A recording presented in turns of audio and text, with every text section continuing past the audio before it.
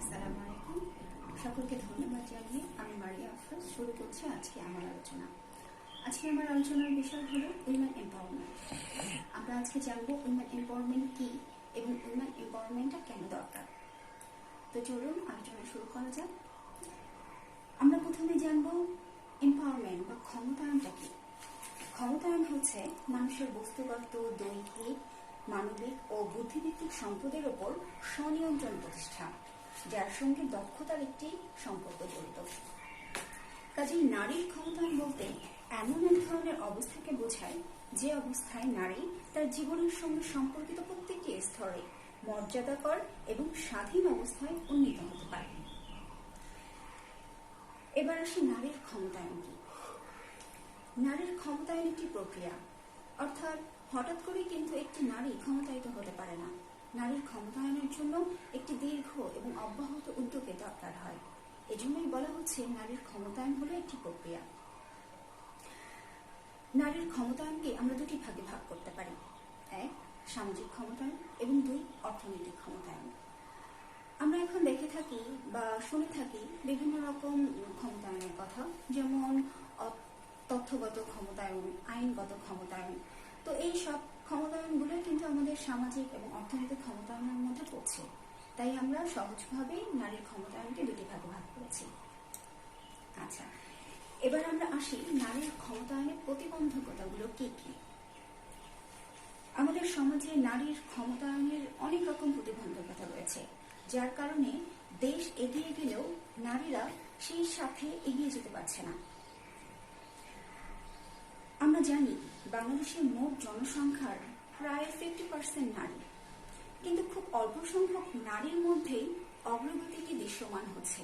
কিন্তু কেন হচ্ছে? এর একটাই কারণ, আমাদের সামাজিক প্রতিবন্ধকতা রয়েছে। এই সামাজিক প্রতিবন্ধকতাগুলো কি কি? আমরা দেখে থাকি আমাদের সমাজের অধিকাংশ নারী, আমি যদি বলি প্রায় 80% নারী এখনো পরবর্তী জীবনযাপন করছে। তারা নিজের সিদ্ধান্ত পরিবারে দিতে পারে না এবং তারা নিজের সিদ্ধান্ত মতো, তাদের মন মতো কোনো কাজও করতে পারছে না বা পারে না। এই যে অবস্থা পরবাসী, আমি যে পরবাসী কথাটি বললাম, খুব সচেতনভাবেই আমি পরবাসী কথাটা বলেছি। কারণ পরবাসী বলতে আমি এখন যেটা বলবো সেটা হলো, একটি মেয়ে জন্মগ্রহণের পর সে জানে যে তার বাবার বাড়িটা বা সে যেখানে বড় হচ্ছে সেই বাড়িটা তার নিজের নয়। বিয়ে হয়ে গেলে সে শ্বশুর বাড়ি চলে যাবে। তো এই যে তার মেন্টাল একটা ধারণা, এবং সে এই ধারণা নিয়েই বড় হয়। তো এই 25-30 বছর বাবার বাড়ি থাকার পর সে যখন শ্বশুর বাড়ি চলে যায়, তখন সেটাই নাকি তার বাড়ি হয়ে যায়, সেটাই তাকে মেনে নিতে হয়, বাবার বাড়িটাকে ভুলে যেতে হয়। তো এইখানে কি নারীরা পরবাসী নয়? আমি যদি আরেকটা উদাহরণ বলি, এখনো কিন্তু আমরা নারীরা রাস্তায় স্বাধীনভাবে চলাচল করতে পারি না এবং পরিবারে আমাদের নিজস্ব মতামত বা সিদ্ধান্ত দিতে পারি না। তো সেখানে কি আমরা পরবাসী নই? অবশ্যই। এই যে পরবাসী কথাটি আমি বলেছি, অবশ্যই এটা খুব সচেতনভাবে আমরা এটিকে তৈরি করেছি এবং আমাদের সমাজ এটা নারীর ক্ষেত্রে তৈরি করেছে। আমরা এখনো পরবাসী হয়ে রয়েছি। কিন্তু এই পরবাসী অবস্থাটা যখনই আমরা কাটিয়ে উঠতে পারবো, ঠিক তখনই নারীর ক্ষমতায়ন ঘটবে। আচ্ছা, নারীর ক্ষমতায়নের প্রশ্নে এখনো অনেক হতাশার জায়গা রয়েছে। বাংলাদেশে নারীর ক্ষমতায়নের আরেকটি বড় প্রতিবন্ধকতা হলো সামাজিক দৃষ্টিভঙ্গি। এখনো আমাদের সমাজে প্রচলিত রয়েছে, সমাজে প্রচলিত একটা ধারণা হলো মেয়েরা শুধু ঘর সংসার সামলাবে, তাদের শিক্ষায় কোনো অ্যাক্সেস থাকবে না, তাদের সিদ্ধান্ত গ্রহণে কোনো অ্যাক্সেস থাকবে না। এই যে একটা অবস্থা, এই অবস্থাটা কিন্তু সমাজ কর্তৃক সৃষ্ট এবং এই সামাজিক দৃষ্টিভঙ্গির কারণেই কিন্তু নারীর ক্ষমতায়নে ব্যাঘাত ঘটছে। তো এতক্ষণ আমরা নারীর ক্ষমতায়নের কি কি প্রতিবন্ধকতা ছিল সেগুলো জানলাম। এখন আমরা জানবো নারীর অর্থনৈতিক ক্ষমতায়নটা কি।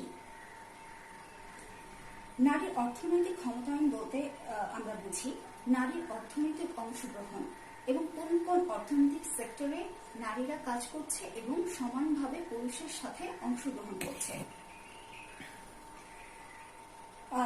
নারীর অংশগ্রহণ আসলে অতীতের থেকে বর্তমানে কতটা বেড়েছে এবং ভবিষ্যতে আরো কতটা বাড়ার সম্ভাবনা রয়েছে সবকিছুই কিন্তু আমাদের দেখতে হবে। আচ্ছা, এবার আমরা দেখে নিব নারীর অর্থনৈতিক ক্ষমতায়নের কিছু উপাদান রয়েছে। সেই উপাদানগুলো আমরা এখন দেখি।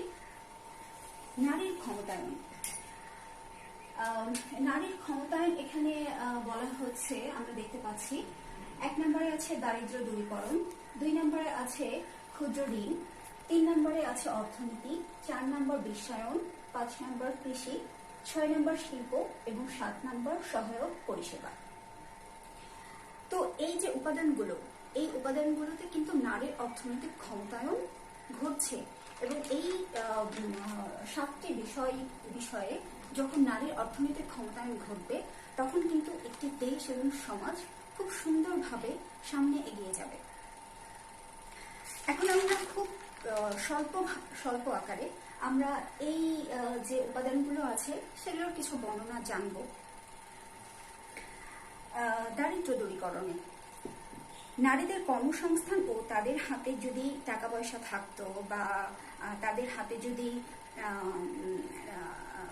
সম্পদের এক্সেসটা থাকতো তাহলে কিন্তু তারা পারিবারিক দারিদ্রতা থেকে বের হয়ে এসে তারা খুব সুন্দরভাবে নিজের মতো করে পড়াশোনা করে নিজে শিক্ষাগত যোগ্যতা অর্জন করে অর্থনৈতিকভাবে তারা স্বাবলম্বী হতে পারত এবং একটি পরিবার শিক্ষিত হতো এবং পরিবারটি স্বাস্থ্যসম্মত হতো।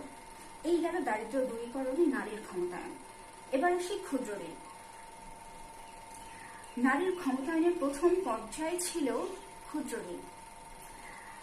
আমরা সবাই জেনে থাকি বাংলাদেশের বৃহৎ কিছু এনজিও রয়েছে, যেমন ঢাকা সানিয়া মিশন, ব্র্যাক, গ্রামীণ ব্যাংক, এরকম এনজিও গুলো নারীর ক্ষমতায়নের জন্য ক্ষুদ্র ঋণ ব্যবস্থা চালু করেছে।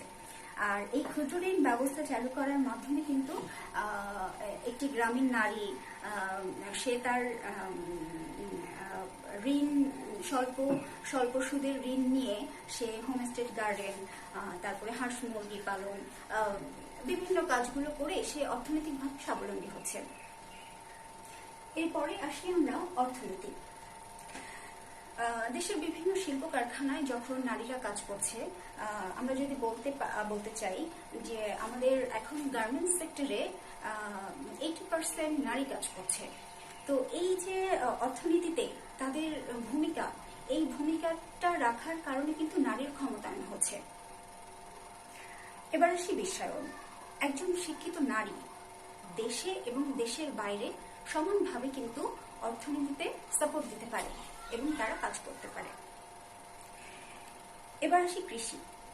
গ্রামের অনেক নারী কৃষির সাথে যুক্ত, কিন্তু দুঃখের বিষয় এটাই যে তাদের কোনো প্রাতিষ্ঠানিক স্বীকৃতি নেই। আমরা পুরুষরা তাদের স্বীকৃতি দিতে চাই না। তারা ছোটখাটো ফসল কাটার আগে, ফসল কাটার পূর্বে অনেকভাবে সাপোর্ট দিয়ে থাকে, কিন্তু আমরা কোনো স্বীকৃতি তাদের দেই না। তো এই যে কৃষি ক্ষেত্রে একটি নারী যখন হোমস্টে গার্ডেনিং এর মাধ্যমে, তারপর হাঁস মুরগি পালন করে, তারপর মাছ চাষ করে, বিভিন্ন ক্ষেত্রে কিন্তু তারা কৃষিক্ষেত্রে অবদান রাখতে পারে। আর যখন তারা এভাবে কৃষিক্ষেত্রে অবদান রাখবে তখন তাদের অর্থনৈতিক ক্ষমতায়ন ঘটবে। এরপর আসি ব্যবসা বাণিজ্য। বিভিন্ন ছোটখাটো ব্যবসা যেমন তাঁত শিল্প, টেইলার্স, এসব করে কিন্তু একটি নারী সহজেই অর্থনৈতিক ক্ষমতায়িত হতে পারে। এবার আসি সহায়ক পরিষেবা।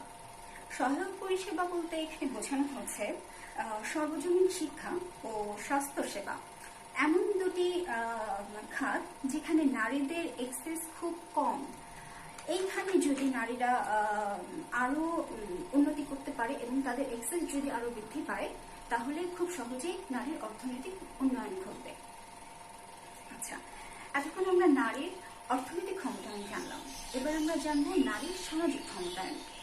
তো আমরা এখানে একটি লক্ষ্য করি নারীর সামাজিক ক্ষমতায়নের মধ্যে কি কি উপাদান রয়েছে।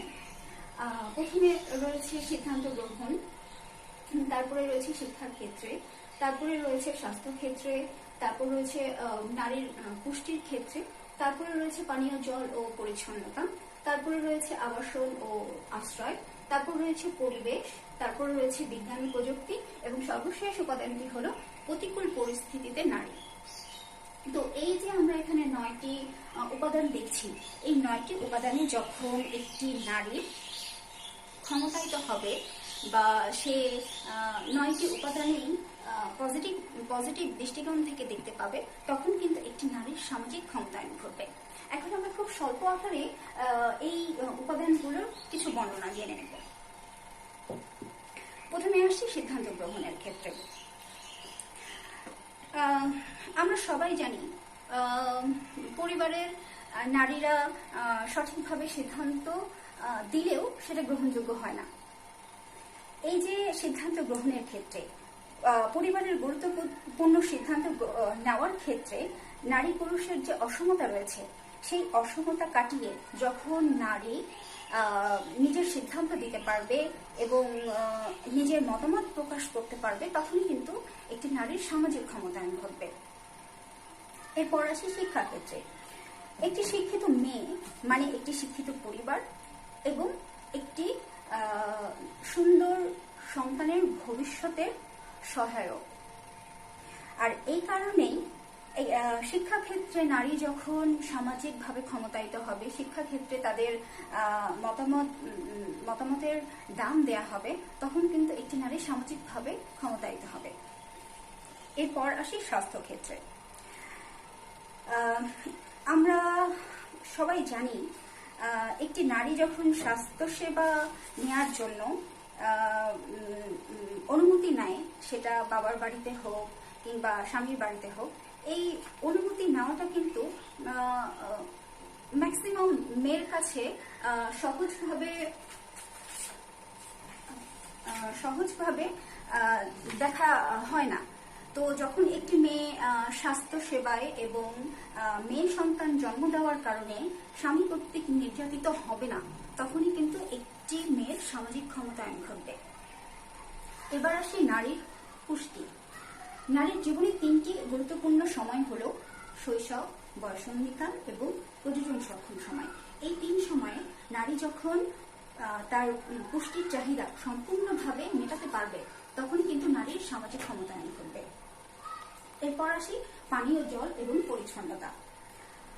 সুপেয় পানির জন্য বা পানি সংগ্রহের জন্য একজন নারীকে কিন্তু সময় ব্যয় করতে হয়, যেমন পানি ফুটানোর ক্ষেত্রে, নলকূপ থেকে পানি সংরক্ষণ বা আনার ক্ষেত্রে। তো এই যে নারীর যে পানি সংগ্রহের সময়টা ব্যয় করছে, সেই সময়ে যদি কোনো পুরুষ সাহায্য করত, তাহলে কিন্তু সেই নারীর কিছু সময় সেভ হতো এবং সেই সময়ে একজন নারী অর্থনৈতিক কিছু কাজ করতে পারত। তো এই যে এইভাবে পানীয় জলের ক্ষেত্রে যখন সামাজিক ক্ষমতায়ন ঘটবে, তখন কিন্তু নারীর সামাজিক ক্ষমতায়ন ঘটবে। এখন সে পরিচ্ছন্নতায় আমরা যদি বলি, আমরা নারীরা যখন কোনো মার্কেটে যাই বা শপিং সেন্টারে যাই, যখন কোনো কাঁচা বাজারে যাই, তখন কিন্তু আমরা ব্যবহার করার মতো উপযুক্ত টয়লেট পাই না। তো এই যে পরিচ্ছন্নতা, এই পরিচ্ছন্নতার ক্ষেত্রে যখন নারীর এক্সেসটা বাড়বে, তখন নারীর সামাজিক ক্ষমতায়ন ঘটবে। এরপর আসি আবাসন এবং আশ্রয়। একটি নারী শিক্ষা অর্জনের জন্য সে যখন নিজের বাড়ি ছেড়ে অন্য দূর শহরে যায়, তখন কিন্তু তার জন্য পর্যাপ্ত পরিমাণে হোস্টেল থাকে না। তো এই যে আবাসন ব্যবস্থাটা যখন নারীর এক্সেস ঘটবে, তখন কিন্তু নারীর সামাজিক ক্ষমতায়ন ঘটবে। এরপর আসি পরিবেশ। নারীর ক্ষমতায়নে পরিবেশ দূষণ অন্যতম বাধা।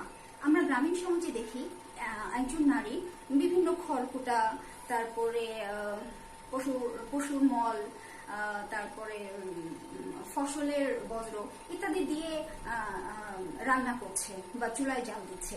তো এই বিষয়গুলোর কারণে কিন্তু যে ধোঁয়াটা তৈরি হয়, সেই ধোঁয়া কিন্তু একটা নারীর স্বাস্থ্যের জন্য খুব ক্ষতিকর। তো আমরা যদি সেই একজন নারীকে বায়োগ্যাস বা বিভিন্ন আধুনিক ধোঁয়াবিহীন চুলা ব্যবহার করতে উৎসাহিত করি, সেইভাবে কিন্তু একটি নারীর সামাজিক ক্ষমতায়ন ঘটবে। এরপরে আসে বিজ্ঞান ও প্রযুক্তি।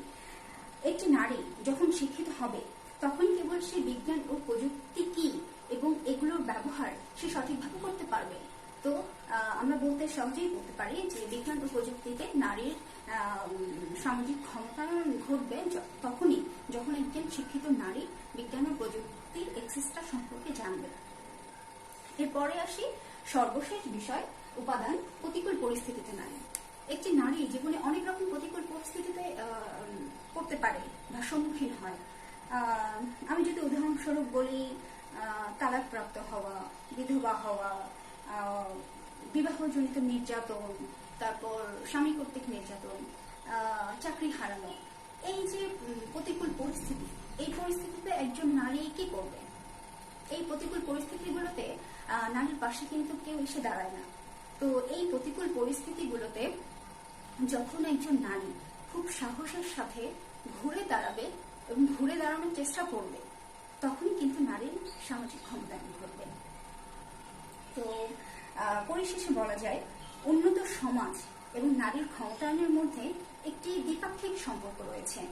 যখন নারীরা উন্নতি করবে, নারীরা সমাজের বিভিন্ন সেক্টরে কাজ করবে, তখনই কিন্তু দেশ সমানভাবে এগিয়ে যাবে। পুরুষের সাথে সমতার মধ্য দিয়ে হাতে হাত রেখে যখন একজন নারী সামাজিক এবং অর্থনৈতিক ক্ষমতায়ন ঘটবে, তখন কিন্তু একটি দেশ সুন্দরভাবে এগিয়ে যাবে। এখন এই যে আমরা এতক্ষণ এত আলোচনা করলাম, পরিশেষে আমি একটি কথা বলতে চাই। আমরা যখন বর্তমান সমাজে বাস করছি, আমরা অনেক ক্ষেত্রেই দেখতে পাই আধুনিক প্রত্যেকটি সৃষ্টিকর্ম এবং প্রত্যেকটি কাজের স্থানে নারী এবং পুরুষের সমান অ্যাক্সেস রয়েছে। আর এই নারী পুরুষ সমানভাবে কাজ করার মাধ্যমে কিন্তু দেশ আগানো সম্ভব। তো আমি সবশেষে জাতীয় কবি কাজী নজরুলের মতো করে বলতে চাই, বিশ্বে যা কিছু সৃষ্টি চিরকল্যাণকর, অর্ধেক তার করিয়াছে নারী, অর্ধেক তার নর। সকলকে ধন্যবাদ।